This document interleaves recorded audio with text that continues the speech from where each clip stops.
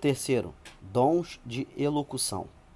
Os dons de elocução são dom de profecia, dom de variedade de línguas, dom de interpretação de línguas. Dom de profecia. Em certo sentido, a pregação é uma mensagem profética, porém, da forma como este dom sinaliza, seria a habilidade de transmitir a mensagem de Deus diretamente pela inspiração do Espírito Santo. Neste caso, segundo o apóstolo Paulo, a profecia tem três finalidades, mas o que profetiza fala aos homens, para edificação, exortação e consolação. 1 Coríntios 14, versículo 3. O dom da profecia não tem autoridade canônica, não serve para governar ou administrar a igreja. Também não é o mesmo ministério nos moldes do Antigo Testamento. Dom de variedade de línguas. É o falar em idioma jamais conhecido ou estudado pela pessoa. É importante entender que estas línguas podem ser humanas ou desconhecidas. Quem ouve esse tipo de manifestação pode entender o que está sendo dito, pois é uma palavra proferida pelo Espírito Santo. Não quer dizer que se uma pessoa tem facilidade de aprender uma língua, ela exerce este dom, pois o mesmo é uma manifestação do Espírito Santo. Dom de interpretação de línguas. Este dom é necessário para interpretar as várias línguas estranhas, quer seja humana, em outro idioma, quer seja desconhecida.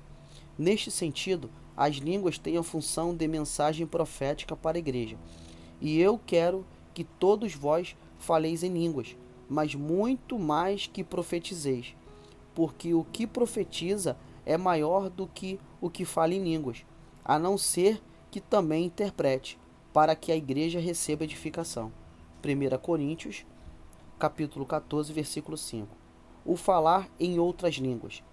Agora, estamos quase chegando à parte prática do livro, mas até lá existem partes extremamente importantes acerca do Espírito Santo que você precisa saber em termos de teoria.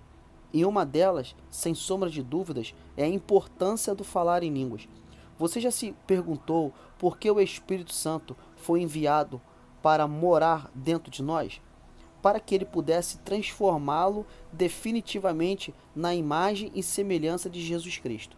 Aquele que antecipadamente conheceu, também os predestinou para se tornar a imagem e semelhança de Jesus Cristo, para que ele seja primeiro entre muitos irmãos. Romanos 8, versículo 29. O Espírito Santo, a fim de conseguir esse objetivo, tem alguns mecanismos próprios, e um deles é a linguagem da oração, que é vasta.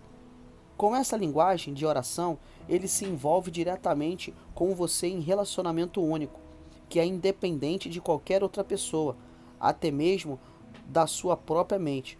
Quando o Espírito Santo ora por você, ele ora através de você e com você.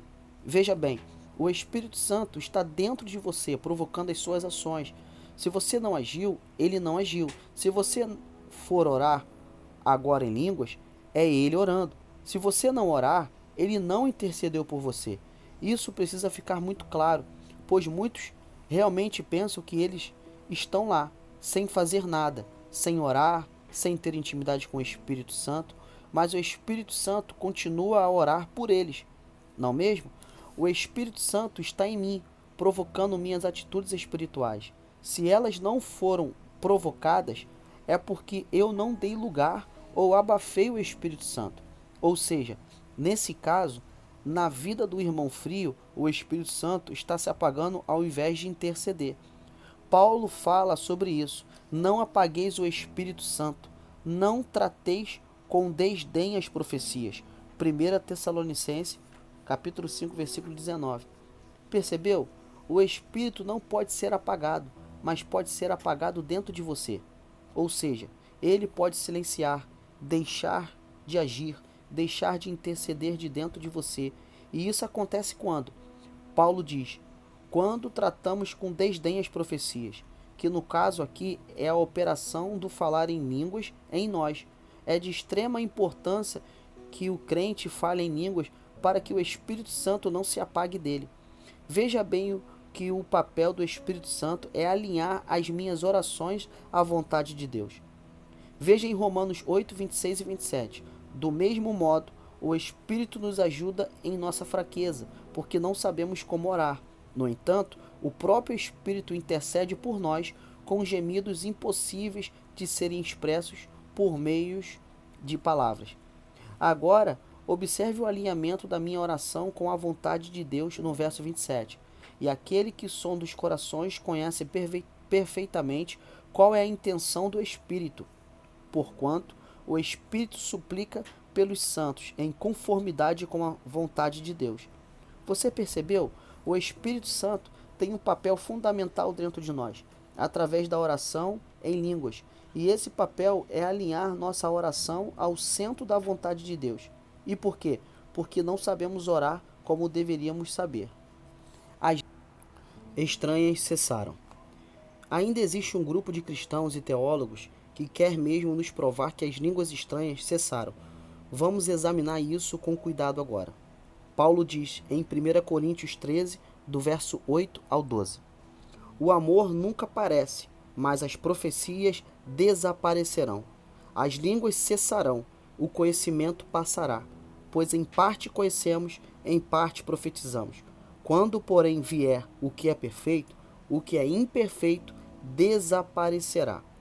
Agora, examinemos as Escrituras com cuidado, pois estamos entrando em terreno minado. Uma palavra dita de maneira errada colocará tudo a perder. Para isso, gostaria de fazer 3 perguntas. Primeiro, as línguas cessaram? Segundo, os milagres cessaram? Terceiro, as profecias cessaram? Às vezes, ouço pessoas, teólogos, ortodoxos, dizendo que as línguas cessaram, as profecias cessaram, os milagres cessaram. De certo, eles estão dizendo isso firmados em um texto de Paulo em 1 Coríntios 13. Portanto, vamos examinar com cuidado o texto. O amor nunca parece, mas as profecias desaparecerão, as línguas cessarão, o conhecimento passará, pois em parte conhecemos, em parte profetizamos.